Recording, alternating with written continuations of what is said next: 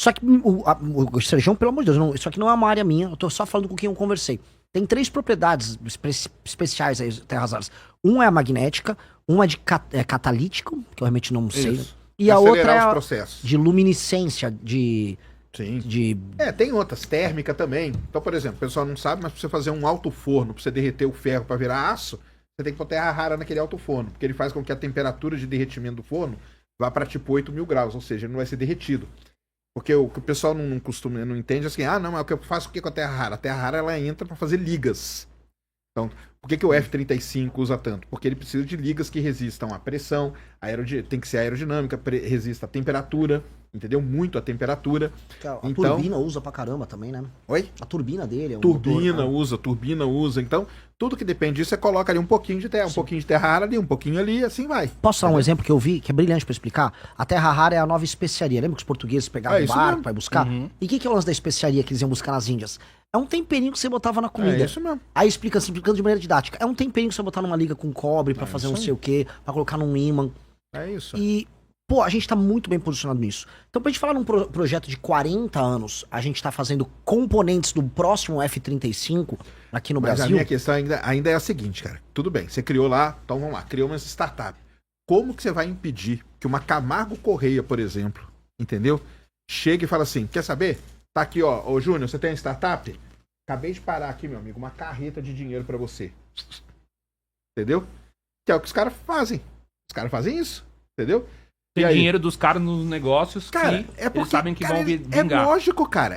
E por quê? Porque eles veem, cara, uma oportunidade muito grande de roubar nesse lugar, nisso aí. É muito grande a oportunidade de roubar, cara. Assim, eu acho que se a gente continuar trabalhando Como que protege? Se a gente continuar operando apenas na lógica atual de Brasil, em que você não tem marco regulatório que impeça, por exemplo, corrupção pura e simples nesses contratos que envolvem recursos naturais, realmente nem vai ter a cadeia aqui. A real que vai acontecer, a gente volta pro passo inicial. Se brincar, até tem a cadeia, porque os caras vão ver. Sabe o que vai acontecer? Mas qual? Você acha que a Câmara de Comércio não vai fazer ímãs? Hã? A Câmara de Comércio não vai fazer ímãs. Não, ela não vai fazer imã, cara, mas ela vai comprar uma empresa. Ela vai chegar pro Júnior e falar, Júnior, tá aqui, ó, cara, um caminhão de dinheiro aqui pra você, cara, você agora é meu. E ela engloba aquilo lá pra dentro dela, cara. Entendeu? Assim, porque essas empresas. O que a Camargo Correia entende furar posto de petróleo? Não, cara, mas ela fazia broca, ela fazia coisa. Não é que ela fazia. Ela foi lá e comprou as empresas que faziam broca e se instaurou dentro da Petrobras pra roubar pra caramba. O problema é o roubar pra caramba. Assim, esse mercado no mundo todo não tem tantas empresas. Na China são empresas que têm o governo chinês como sócio. Sim, mas aí é porque isso. E o governo chinês está como sócio. Mas aqui não vai ser, né? Aqui não vai ser com o governo chinês como sócio. Não, aqui agora, o governo Lula acabou de tirar a Terrabras, né? Não vai mas o problema da Terrabras, a gente entraria em outros problemas que acabam gerando Camargos e Correias também. Sim, não, mas o Terrabras parece que ele vetou, né? Vetou. Não, o Congresso também não estava muito a favor da Terrabras, não. Né? O problema todo, quando a gente olha essa discussão toda marcos regulatórios que envolvam, para além das questões das terras raras, que envolvam corrupção pura e simples, envolvam você comprar um agente dentro de uma empresa pública ou uma pessoa dentro de uma agência regulatória. Isso tem que ser brecado. Porque, por exemplo, e o cara tem que ser muito preso. Eu não gostei de você falou do tal do BNDES, cara. Porque pra mim o BNDES foi um dos principais responsáveis pelo petrolão na época lá. Mas vamos colocar aqui. Pra mim, a primeira coisa que fazer era acabar com os BNDES, mas quem financiaria isso aqui? Aqui? Não, aí a gente tinha que arrumar, né? Não arrumar quem? Mas o BNDES, cara, o problema do BNDES é porque o BNDES já tá sitiado, cara. Na prática, o BNDES, depois que ele foi saneado, ele não tá apresentando grandes problemas hoje em dia.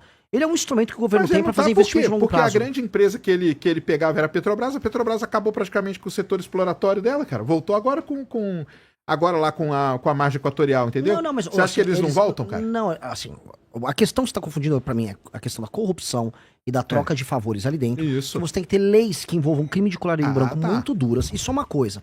A outra coisa é um instrumento que você tem hoje à disposição para fazer investimento numa área crítica. Ter um BNDES não significa que ele será necessariamente corrupto. Nós temos que, aí sim, necessariamente ter leis muito duras pro crime de colarinho branco. Porque no Brasil você não vai preso pro crime de colarinho branco. Porque vamos lá, cara, ó. Não tem, você vai corromper um agente público.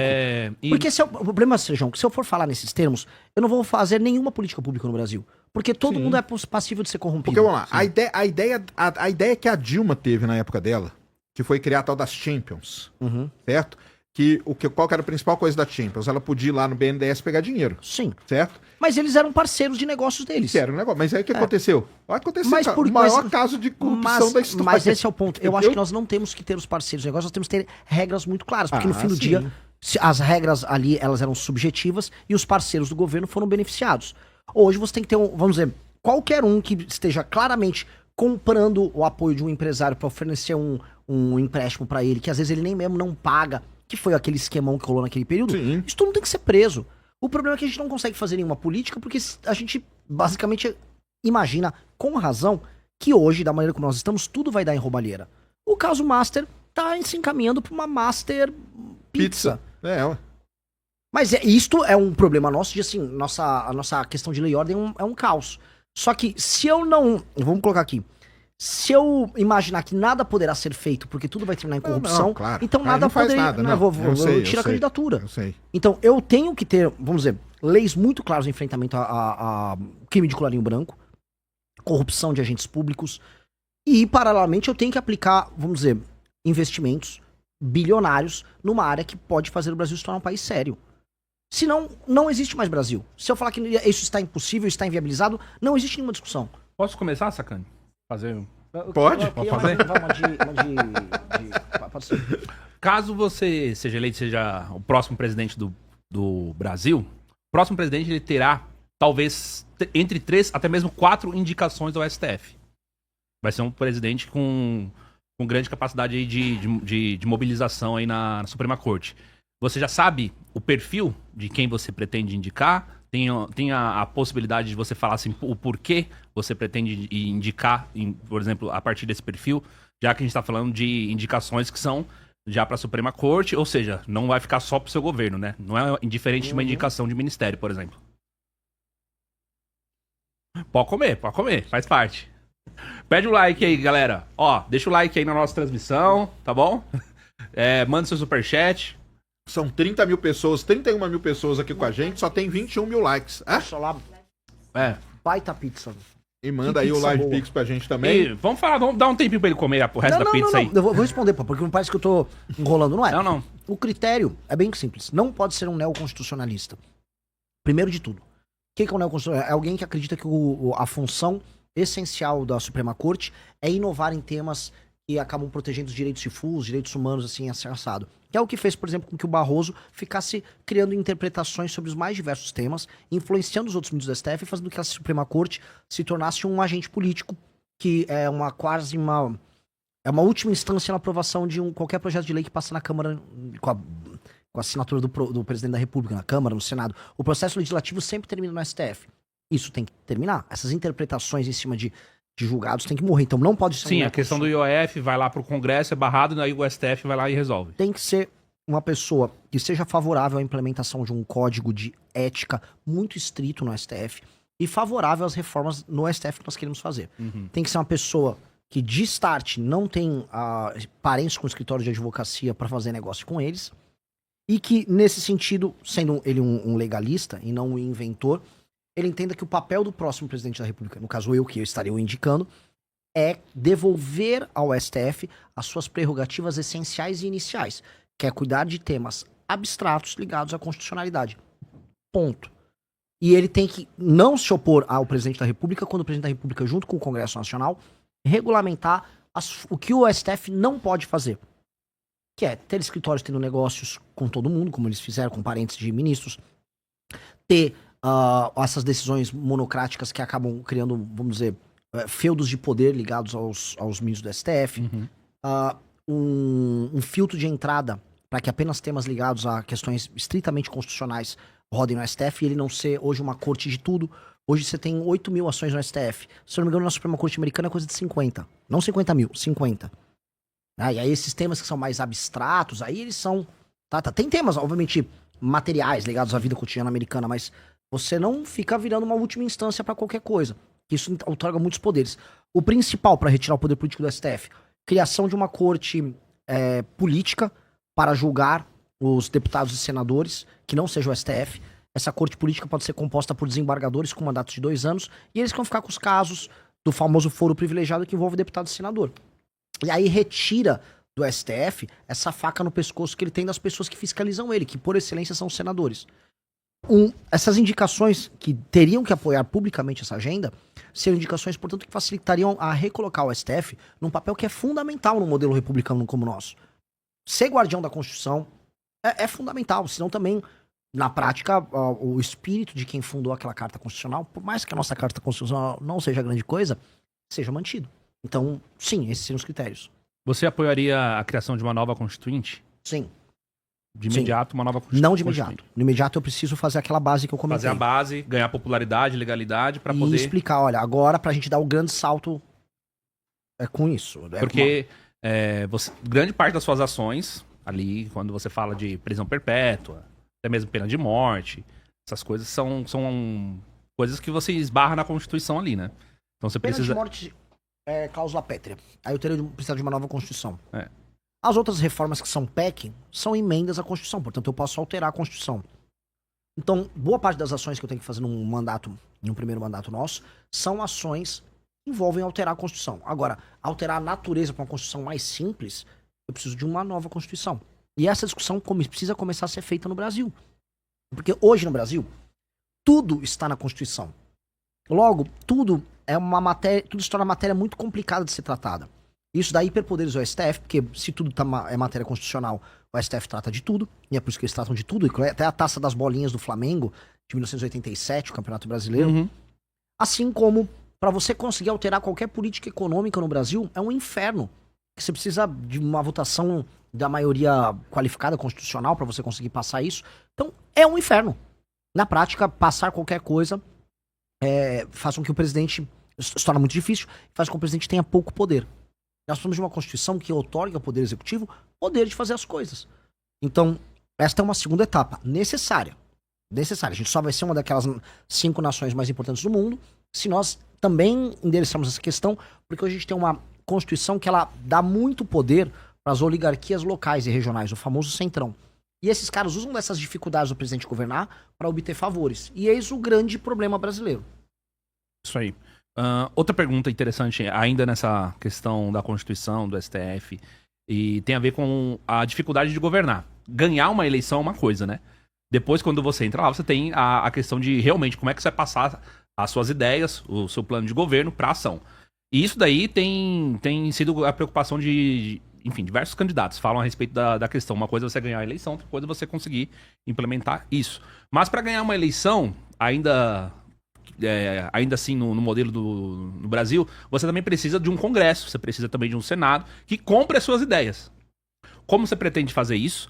E principalmente se você tem já uma visão do perfil do seu vice-presidente, porque você vai precisar governar com o Congresso, com outros partidos, com outras pessoas, e também quem que você pensa, por exemplo, que deve ser o perfil aí do seu vice-presidente. Para ganhar a eleição, eu não dependo tanto da opinião do Congresso, para ganhar a eleição. Se eu fosse depender da opinião do Congresso, em 18 ganhava o Alckmin. O Congresso tem seus caras do Centrão que ele bota pra andar. O Congresso queria que fosse o Tarcísio agora, né? E nem candidato ele foi. Então, eles não têm esse poder todo pra definir o vencedor das eleições. Mas depois sim, né? Depois sim. Pra manter, né? Pra manter, então, os caras são fundamentais, cara. Então eles jogam um jogo entendendo assim, quem entrar vai se compor comigo. E a gente só tem que se compor com ele, não importa se o presidente seja eu, o Lula, ou um Bolsonaro, tendo que sentar na mesa com um bando de ladrão que é eleito pelos brasileiros. E a gente tem que colocar isso em perspectiva. O brasileiro, na hora de votar no legislativo, ele opta por colocar o pior tipo de bandido possível, que é um político que não tem opinião sobre nada, que é o político do Centrão, que não tem compromisso com o resultado em absolutamente nada, e cuja função é receber uma emenda e lá em Brasília, mandar essa emenda pra base dele, desvia um pedaço de dinheiro pra virar caixa 2, põe um pedacinho desse dinheiro desviado no bolso, porque todo mundo é filho de Deus, o outro vira caixa 2 pra eleição municipal pra ajudar o prefeito dele, monta uma base política na região dele, faça com que essa base política não tenha nenhum compromisso na melhoria da vida das pessoas, nem, por exemplo, aumento da atividade econômica, mantém as pessoas dependentes dela, e aí manda mais emenda, e é um ciclo que vai se repetindo. Este é o ciclo que nós precisamos quebrar, mas infelizmente os políticos que mandam no Brasil são os políticos que administram esse ciclo. E é por isso que quem manda no Brasil tá no Amapá, quem manda no Brasil tá em Roraima, quem manda no Brasil tá no Maranhão. E esta é a grande guerra. A gente fica aqui na internet discutindo questões ideológicas de direita e esquerda, ninguém Quem manda no Brasil não liga pra esse assunto. Liga. Não, Porque esses assuntos... o que eles mais querem é que fiquem discutindo Exato. isso. Assim, a gente pra pega... eles é excelente, A cara. gente pega o Brasil, que poderia estar debatendo assuntos que importam, e tá discutindo, não, mas o banheiro trans... Dane-se o banheiro trans. A real é o seguinte, quem manda em você que está nos assistindo é um cara do Amapá. É o Alcolumbre, o homem mais poderoso na política brasileira é um cara do Amapá. E o antigo homem mais poderoso é um cara do Piauí, o Ciro Nogueira. Veja, o Amapá, viver no Amapá é infernal. Eu estive no Maranhão. Viver no Maranhão é infernal. Viver no Piauí é infernal. São os estados mais mal administrados do Brasil. Não obstante, são os que proporcionalmente recebem mais recursos. E politicamente, por conta do Pacto Federativo, são os que mais mandam na gente. Além de tudo, eles mandam os políticos mais malandros que não têm nenhum compromisso com o eleitor, porque o eleitor não cobra nada. Nenhum eleitor do Maranhão tá cobrando o melhor desempenho num deputado federal do Maranhão. Eles não reeleger ele, não importa o que ele faça. Porque ele compra o apoio dele. E esses caras mandam em você. Aí você tinha me perguntado da Faria Lima, certo? Faria Lima manda muito menos do que um deputado do Maranhão. É mais fácil acenar pra um deputado do Maranhão. Quem manda é o Brasil que não produz. Esses caras mandam. Esses caras geram as dificuldades pra vender a facilidade. Qual é a facilidade que ele quer? Um contrato com o governo, um cargo, emenda, roubar dentro da estrutura política do governo. Enquanto a gente fica com essas discussões desculpa o termo, de retardado sobre direita e esquerda. Não, o Flávio acho que ele não é comunista e não o Lula. A verdadeira discussão mesmo é como o Centrão, que na prática é 70% da força política do Brasil, como o Centrão rouba a gente, rouba mais ou menos. Uma hora ele rouba de vermelho, outra hora ele rouba de verde e amarelo. Este é o inimigo. Este é o inimigo. E se você olhar direitinho, o Bolsonaro já tinha falado, o Olavo de Carvalho já tinha falado pra eles, esses caras são inimigos. O PT tem literatura a respeito disso. O Zé Dirceu trata hoje o Centrão como grande problema a ser resolvido. Todo mundo, é óbvio. Todo mundo, mas como que você senta com os caras? Como que você convence eles, né? Você não vai convencer eles. Não, você convence liberando cargo, liberando coisa. É assim que você convence. Não há uma cognição, né? Não há um convencimento cognitivo. Sim, não tem. Nós temos que alterar o sistema de incentivos e recompensas da política brasileira para fazer esses caras perderem poder relativo. É este o trabalho que o presidente da República tem que ter. Diminuir o poder relativo do Centrão. Com base nisso, você governa. E aí, podendo governar, você executa coisas e você tira do Serjão o sentimento de que nada acontece feijoada. O sentimento do Serjão é nada vai acontecer. E nada acontece no Brasil porque... eu não quero falar em abstração para o público que tá assistindo. Tem acho que umas 30 mil pessoas aí, sei lá. Mas... Eu não quero ficar com abstrações, Sim. mas... entenda assim. O Centrão, a força dele, não é em ter uma posição sobre nada. A força do Centrão é não ter uma posição. Exatamente. Ficar no bastidor ali só manipulando. Exato. É isso. E o que é o papel que ele tem? Ele, ao gerar dificuldade para vender a facilidade, ele sempre mitiga. Então, se eu preciso fazer uma reforma, furou esse copo de Coca-Cola. Eu preciso tapar o furo e parar de cair a Coca-Cola que tá aqui. O Centrão vai falar, ele tá furado, hein? Ele tá com o copo... Vamos ferrar ele, vamos arrombar um pouco mais pra sair mais e vamos dificultar pra ele arrumar aqui. E ainda na hora de arrumar, ele vai fazer custar o dobro e ainda vai fazer ficar um pequeno furinho que vai ficar pingando um pouco menos, não vai me deixar morrer, mas ele resolve mitigar. Então, a lógica do Centrão no Brasil é mitigar qualquer coisa. Por isso que a gente nunca faz uma coisa bem feita no Brasil. É sempre meio feita. Nada no Brasil é bem feito. Então, isto precisa morrer. E acho que o projeto político do partido que eu montei, que é a missão, é resolver esse problema. Direita e esquerda, existem as democracias saudáveis no mundo. No Japão tem direita e esquerda. Na Coreia tem direita e esquerda. A esquerda é o meu inimigo ideológico, natural, mas dito isso, países funcionais têm essa discussão. Eles não têm o Ciro Nogueira. O Centrão é uma coisa muito brasileira. E esse é o maior inimigo nosso. Você não consegue... Você enraizou, né, cara? Isso aí são quantos? São mais de 20 anos que esses caras se enraizaram ali. Entendeu? É desde o início, desde o dia que voltou a democracia e tal, esses caras viram, cara, nós não queremos ficar ali. E eu falo ainda, cara, a pior coisa que aconteceu pra eles foi o Temer ter virado presidente, que eu acho que eles não queriam de jeito nenhum. O presidente deles, né? Porque eles não querem estar no... Cara, eles querem ficar ali atrás. Eles ficam manipulando e tomam conta de tudo, cara. As empresas lá que eu falei, elas são dominadas por esses caras, velho. É óbvio, os lobistas deles são dessas empresas. Agora, pra entender, não são 20 anos, Sérgio. Esses caras são a política brasileira desde o Brasil colônia. Sim, é verdade. É verdade. A lógica de você comprar voto da população Entendi. já existe há muito tempo. Isso já é do Império. A lógica de ou comprar o voto, ou você ir com os seus cangaceiros e falar, se você não votar, eu te mato, é dessa época. E as pessoas continuam muito pobres vivendo sob o jugo desses caras. Então quando eu falo assim, como eu vou compor com o Centrão? Primeiro tem que saber o que o Centrão é. O Centrão é isso. Segundo, eu vou precisar compor. Olha só, eu vou perder voto que eu tô falando aqui. Todo mundo quer parecer o cara, o purão, que vai chegar lá e eu vou prender todo mundo. Que é o que o Bolsonaro falou quando ele foi. O e Bolsonaro ele mentiu. falou que ele não ia. Ele mentiu. O Lula mentiu. Isso é mentira. Porque a droga de boa parte do eleitor brasileiro vai votar num vagabundo do Centrão e vai colocar ele muito bem votado e nem cobra depois. Esse cara tem uma licença de 4 anos pra cometer todos os crimes, participar do escândalo do INSS, pra desviar a emenda e imaginar que nada acontece e vai ser reeleito. Esse é o cara que eu tô indo lidar. Ele não tem nenhum risco. A posição dele é antifrágil. Ele tem tudo a ganhar e nada a perder. Eu vou ter que compor com o partido deles sem colocar os ladrões no governo. Então eu vou ter que olhar assim, a Tereza Cristina no Partido Centrão. Tá, me traz a Tereza Cristina e eu vou fazer uma maioria simples, precária, mais simples e trabalhar pauta a pauta.